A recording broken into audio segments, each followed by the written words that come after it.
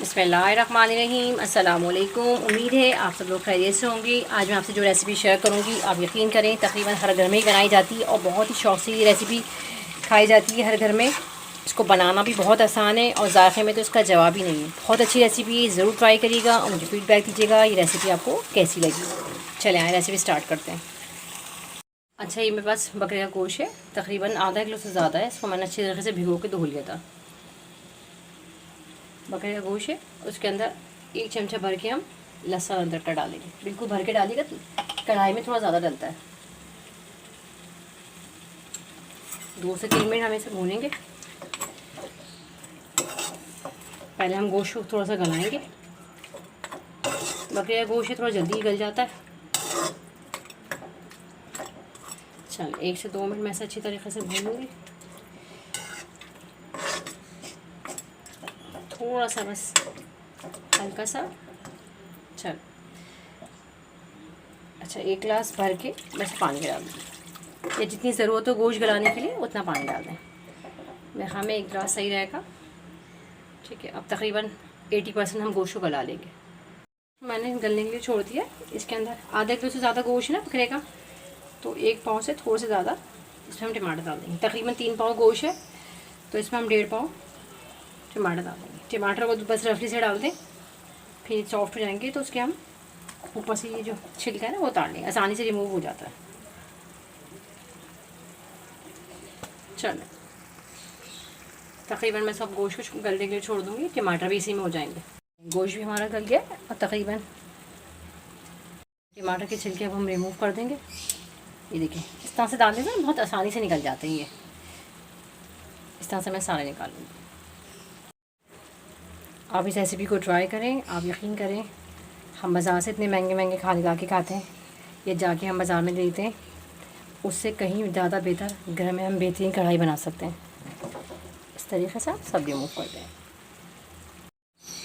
चलें, सारे मैंने इसके छिलके रिमूव कर दी। अब टमाटो को हल्का सा देखिए, आसानी से ये बिल्कुल मैश भी हो जाएंगे। बिल्कुल ये देखिए, टमाटर के छिलके आते हैं ना, अच्छे नहीं लगते। चलें, इसको मैं अच्छी तरीके से मैश कर लूँगी। चलें, टमाटर अच्छी तरीके से इसके अंदर मिक्स हो गए। अब इसके अंदर मैं 1 कप भर के हम इसके अंदर तेल का डालेंगे। तेल डालें या घी डाल लें, जो आपको पसंद हो वो डाल दें। अब हम इसे थोड़ी तेज़ आंच पे भूनेंगे अच्छी तरीके से। कढ़ाई वगैरह जो होती है ना, तेज़ आंच पे भूनती है ये। आप रेस्टोरेंट वगैरह में जाएं, आप देखें कितनी जल्दी से बना के रेडी करें, वो हमें दे देते हैं। इस तरीके से आप बनाएं, आसानी से आप लोग घर में भी बना देंगे। 1 टेबल स्पून मैं इसके अंदर कुटी मिर्च डालूँगी। ये मेरे पास ज़ीरा और काली मिर्च है, इसको मैंने हल्का सा भून लिया था और दरदरा सा कूट लीजिएगा। इसको डालें इसके साथ, बहुत अच्छा फ्लेवर आता है इससे। अच्छा, कढ़ाई की खुसूसियत ये है कि आप बहुत कम मसालों से बहुत अच्छी सी बन जाती है ये। अच्छा, हाफ़ टी स्पून मैं इसमें नमक का डालूँगी, क्योंकि नमक मैंने थोड़ा सा गोश्त गलाने में डाल दिया था, मैं आपको बताना भूल गई थी।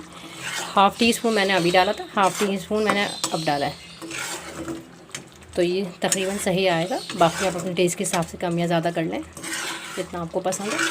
चलें, मैं इसको ज़रा भूनूँगी तेज़ आंच पे। चलें, मसाला डाल के मैं इसको अच्छी तरह से भून लिया। इसको ऑयल के ऊपर आना शुरू किया। ये देखें कितनी अच्छी ग्रेवी बनी है। अच्छा, बाज़ लोग कढ़ाई के अंदर प्याज भी डाल देते हैं। प्याज मैं नहीं डालती, क्योंकि कढ़ाई का बिल्कुल टेस्ट ना ख़राब हो जाता है। प्याज और खानों में डलता है, अच्छा टेस्ट आता है, लेकिन कोशिश करा करें कि प्याज नहीं डालें। अगर आपको थोड़ी सी ग्रेवी बनानी है तो आप इसमें दही वगैरह डाल दें या टमाटर की मकदार बढ़ा दें। प्याज से ना कढ़ाई का टेस्ट चेंज हो जाता है। चल, अच्छी तरीके से ये बहुत भून गई है। देखिए हमारा कितना अच्छा मसाला बना है, ज़रूरत ही नहीं बड़ी प्याज डालने की ना, बिल्कुल भी। अगर आपको इस स्टेज पे मेरी रेसिपी थोड़ी सी भी अच्छी लग रही तो आप प्लीज़ मेरे चैनल को लाइक कर दिया करें, सब्सक्राइब कर दिया करें।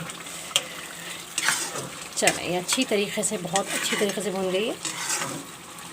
ये मेरे पास 4 से 5 हरी मिर्च है, ये डाल देंगे इसके अंदर।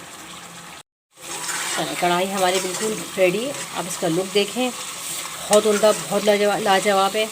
क्या ही उम्दा खुशबू आ रही है। आप बनाइएगा, बहुत अच्छी रेसिपी है। चल, इसको हम कढ़ाई में ही सर्व करेंगे इसी तरीक़े से। मज़ेदार शानदार कढ़ाई हमारी बिल्कुल रेडी है। आप इसको कढ़ाई में सर्व करें। इसे आप रोटी के साथ, चपाती के साथ या तंदूरी रोटी के साथ, जो आपको पसंद हो उसके साथ आप इसको सर्व कर दें। बहुत अच्छी रेसिपी है, ज़रूर ट्राई करिएगा, मुझे फीडबैक दीजिएगा रेसिपी आपको कैसी लगी। अगर मेरी रेसिपी आपको अच्छी लगती है तो प्लीज़ मेरे चैनल को लाइक कर दीजिए, सब्सक्राइब कर दीजिए, शेयर कर दीजिए। आप लोगों का देखने का बहुत बहुत शुक्रिया। अल्लाह हाफिज़।